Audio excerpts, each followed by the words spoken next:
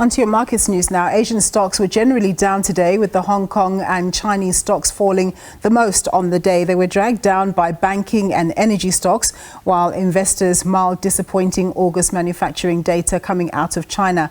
The Nikkei share average declined by 0.04%. The Hang Seng index fell by 0.23%, while the Shanghai Composite Index ended the session down 0.33%. US markets were closed yesterday on account of Labor Day there. Here at home, the local all-share index falling almost 1% to 82,732 index points. The rand is trading at around 17.95 against the US dollar, 23.55 vis-a-vis the British pound, and 19.81 against the euro. Gold is trading at $2,496 an ounce, platinum at $916 an ounce, and Brent crude is trading at $75.74 a barrel.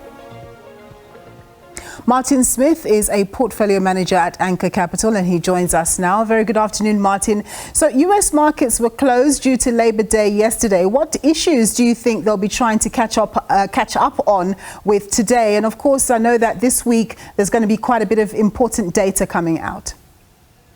Absolutely. But I think the big thing is the market's still focusing on what the Fed are going to do later this month.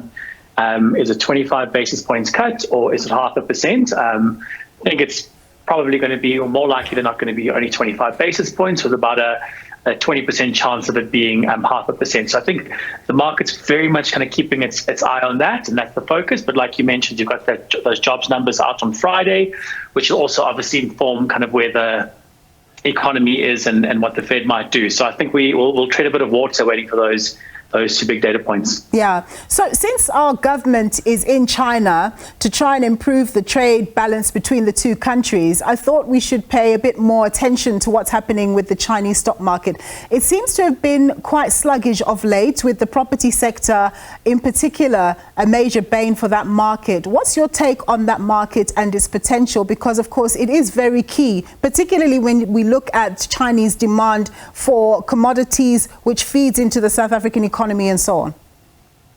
You're 100% right there. It's a very, very key market from a South African perspective. And you have had this property side of their market really kind of bringing things a little bit down. And if you kind of take that into what's happening in the stock market, also been very, very lackluster for the better part of kind of 18 to 24 months. Sentiment is very, very poor. Stocks are very cheap fundamentally, but it feels like no one really wants to invest in the markets. And I suppose it also comes down to just the overall kind of view of what's been happening in China from an economic perspective, where you've seen very, very lackluster economic data out.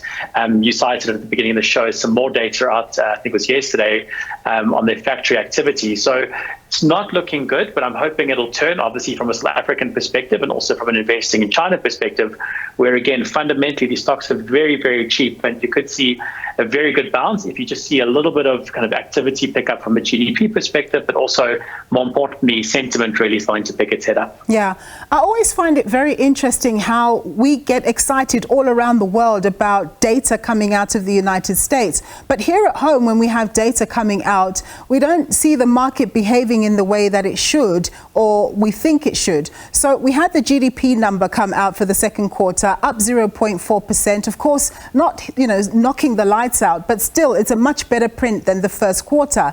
And yet we see that the local market is down, and also the rand appears to be weakening against major currencies. What's happening? Yeah, so I think, again, maybe not as much onus as you'd see in US GDP numbers, but looking positive. I think the currency also being moved around a little bit by views around the US currency and the US market as well. And we've been floating between this kind of 1770-ish to kind of 1810-ish number for the last week or two. So we'll see how that kind of pans out. But insofar as the GDP number, very much in line with consensus, with what economists were expecting. But also, if you look forward, I think it's again better than the first quarter. But going forward, I think SA is on quite a nice kind of wicket, for lack of a better word. And so far as from a GDP perspective, you've got load shedding in the base, you've got interest rates probably coming off from later this month, and you've got this two-part system which will add some money into the economy. So I think going forward, it's actually looking quite positive for South Africa from here. So hopefully that's the case and we see these numbers start to pick up from here. So, Martin, let's take a look at one stock because of time limitations, ShopRite. Sure. They came out with their annual results. Revenue up 12%, operating profit up 6.6%. These guys seem like they just can do no wrong in the sector. What are your thoughts about their numbers and their general performance? Yeah, so ShopRite is a business I really like. Like you mentioned, a very, very decent set of numbers, maybe a slight miss relative to consensus. I think why you've seen the share sell off a little bit today is I think the stock was priced not for perfection, but it was looking a little bit expensive from a multiple perspective relative to its own history. And I think that's maybe why the market sold it off a little bit now, maybe just share prices moving a little bit ahead of kind of what they're actually doing. But like you mentioned, a very, very good number. And I think going forward, like I mentioned, so far as South Africa and the South African consumer, things are starting to look a lot better. Inflation coming down, load shedding kind of in the base, and interest rates coming off paints all a very good picture for a SA stock like ShopRite, but maybe again just looking a little bit expensive, which is why you've seen a little bit of share price weakness today. Martin Smith, thank you so much for your insights there. He's a portfolio manager at Anchor Capital.